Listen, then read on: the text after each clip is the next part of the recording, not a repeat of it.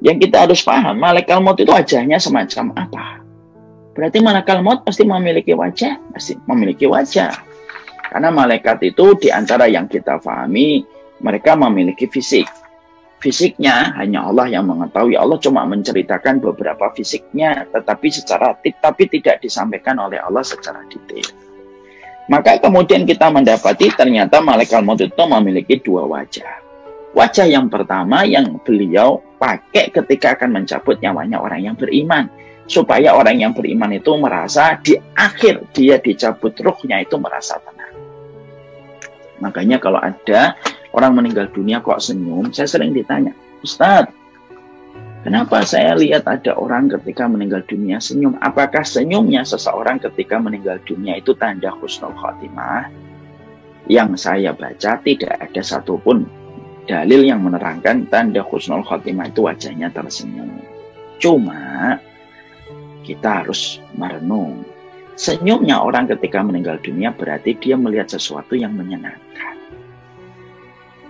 Ya, banyak kalau kita lihat orang-orang di antara keluarga itu kayak tersenyum melihat sesuatu. Memang itu bukan tanda husnul khotimah yang kita dapatkan dalilnya secara real atau secara jelas menyebutkan tanda husnul khotimah tersenyum. Karena yang diterangkan di dalam dalil yaitu adalah tanda husnul khotimah itu berkeringat dahi kita dan kening kita. Itu yang jelas. Yang betul-betul jelas semacam itu. Adapun tersenyum, walaupun tidak disebutkan secara eksplisit di dalam dalil bahwasanya itu merupakan husnul khotimah, tapi itu merupakan bagian dari sebuah prasangka yang baik.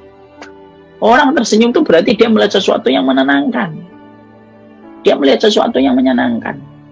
Lalu kita kembalikan berarti ada sesuatu yang dia pandang pada kematiannya sampai dia tersenyum. Berarti kalau kita kembalikan kepada pembahasan kita poin yang kelima, berarti malaikat maut itu memiliki wajah. Yang wajah itu betul-betul wajah yang membuat orang itu senang untuk melihatnya. Ya, makanya kemudian disampaikan. Mari kita buka halaman 141. Diriwayatkan dari Ibnu Abbas radhiyallahu anhuma, Nabi Ibrahim pernah meminta malaikat maut memperlihatkan kepadanya bagaimana wajahnya ketika mencabut nyawanya orang yang beriman.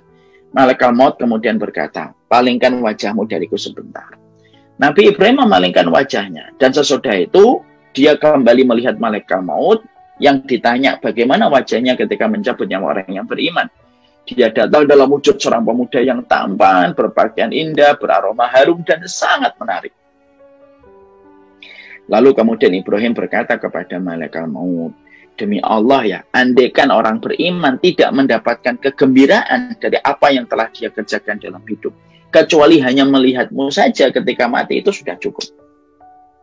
Atau bisa bayangkan, perkataan Ibrahim ini memiliki banyak sekali makna yang kita bisa bedah. Nabi Ibrahim berkata, kalaulah manusia tidak mendapatkan balasan, kalaulah manusia itu tidak mendapatkan kegembiraan apapun dalam hidupnya, dalam ketaatannya, kecuali melihat wajahmu yang semenyenangkan ini, maka itu sudah cukup. Kalau kita lihat ya Bapak dan Ibu ya, wajah yang biasanya menyenangkan itu, kalau dalam bahasa ini, biasanya orang-orang yang memiliki tipe sanguin. Orang yang memiliki tipe sanguin itu kan Masya Allah, wajahnya menyenangkan itu. Dilihat itu enak gitu, kelihatannya tidak pernah sedih berlebihan. Dan maaf ya, bukan hanya yang sanguin, orang kalau ketawa itu kan nular. Pernah ngelihat sosial eksperimen, ada orang di kereta, dia ketawa. Akhirnya satu gerbong ketawa semuanya. Karena orang yang ketawa ini betul-betul ketawa, betul. Akhirnya yang lain ikut ketawa.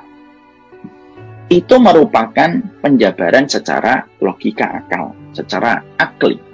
Oh ternyata bahwasanya kenapa malaikat maut itu ketika dia mencabut nyawa orang yang beriman itu dalam kondisi sebagus itu untuk memberikan ketenangan supaya dia tersenyum, supaya kemudian dia melihat bahwasanya dia akan mendatangi sesuatu yang dia tidak perlu khawatir. Alam itu akan didampingi sama malaikat maut ini. Nah itu wajah yang pertama yang dimiliki malaikat maut. Lalu kemudian Ibrahim berkata kembali, sekarang perlihatkan wajahmu ketika kamu mencabut nyawanya orang kafir. Maka kemudian malaikat maut berkata, kamu nggak akan kuat. Tapi perlihatkanlah, kata Ibrahim mendesak kepada malaikat maut. Maka malaikat maut kemudian memperlihatkan wajahnya berkulit hitam, kedua kakinya di bumi, kepalanya di langit. Rupanya buruk sekali. Kakinya di bumi, wajahnya di langit. Seburuk-buruk rupa yang pernah dilihat. Dan setiap dari rambutnya itu, ada rambutnya malaikat maut itu, setiap ujung dari ujung rambutnya itu, setiap helainya itu ada apinya. Sampai Ibrahim kemudian berkata, kalaulah balasan bagi orang kafir itu melihatmu dalam kondisi semacam ini sudah cukup menyakitkan bagi mereka. Padahal ini baru permulaan, belum melihat adab di dalam kubur, belum melihat bagaimana dikumpulkan di padang mahsyar, belum melihat bagaimana kondisinya ketika berada di neraka. Allahumma inna nas'aluka al-jannah wa na'udzubika minan nar. Nah, inilah yang menjadikan kita akhirnya mengetahui malaikat maut itu ternyata memiliki dua wajah. Wajah yang dipakai bersilih berganti ketika mencabut nyawa. Mungkin kita ada yang agak menyangsikan. Kok bisa sih memiliki dua wajah? Loh, kenapa nggak bisa? Bisa banget itu. Analoginya gampang. Kalau kita sudah menyebutkan dalilnya, lalu kemudian masih tersirat agak gimana pertanyaan yang menggelayut di hati kita. Nah, kita datangkan penjelasan secara logika. Bukankah manusia itu memiliki dua penampakan di wajahnya? Manusia itu kan memiliki dua penampakan di wajahnya. Sadar atau tidak sadar. Wajah kita kalau baru mandi itu beda banget dengan wajah kita ketika berminyak. Jadi mandi pagi, mandi seger. Tuh keluar sumringah. Sumringah itu berseri-seri. Nanti dia keluar berjibaku dengan pekerjaan, berjibaku dengan jalan gitu, jam 11, jam setengah 1 itu. Itu wajahnya beda banget dengan waktu ketika dia pagi-pagi habis mandi. Bukankah banyak orang artis dulu ketika sebelum terkenal wajahnya begini. Ketika sudah terkenal wajahnya begini. Wajahnya tetap satu, tapi penampakannya itu seakan-akan ada dua. Dan itu mudah, dan itu kecil. Saya pernah mendapati gitu ya, Bapak dulu pernah mau naik kereta ya, Argo Lawu. Mau ke Semarang atau ke Solo gitu. Qadarullah ketika pada saat itu kami berangkat jam 8 malam. Ketika jam 8 malam, Masya Allah, rapi semuanya. Qadarullah ternyata keretanya telat. Datangnya itu karena ada sebuah rel yang rusak gitu. Datangnya baru jam 2, baru datang itu keretanya, Masya Allah. Kereta datang jam 2.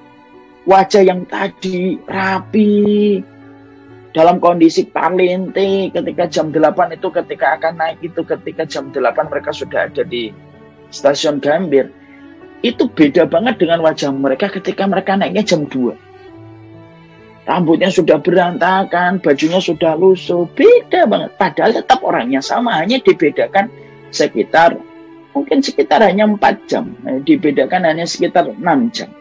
Itu sudah beda sekali. Disinilah kemudian kita mengetahui kalau itu bisa kita maklumi pada wajah manusia ternyata memiliki dua penampakan. Itu bisa kita maklumi pula ketika kita melihat malaikat maut. Jadi malaikat maut itu memiliki dua wajah, dua penampakan. Wajah yang dipakai untuk mencabut orang yang beriman dan wajah yang dipakai untuk mencabut orang-orang kafir. Ya, makanya beruntunglah mereka-mereka yang dicabut oleh malaikat maut dalam kondisi dia senang melihat malaikat maut itu dan tenang ketika akan mendatangi alam kehidupan barzakh. Orang kalau sudah beriman, Pak, kalau sudah taat, tidak akan disia-siakan. Bahkan proses pindahnya dia ke alam barzakh pun yang itu sejatinya menegangkan. Maka ada sebuah ketenangan yang mereka rasakan ketika mereka melihat malaikat maut datang dalam wajah yang sangat rupawan. Makanya kita renungkan apa yang tadi dikatakan oleh Nabi Ibrahim kan. Nabi Ibrahim itu berkata, kalaulah orang mukmin tidak melihat kegembiraan kecuali ini, melihatmu dalam kondisi malaikat maut itu yang terbaik semacam ini, sudah cukup untuk mendapatkan kegembiraan walaupun itu hanya diwakili dengan melihat wajahmu.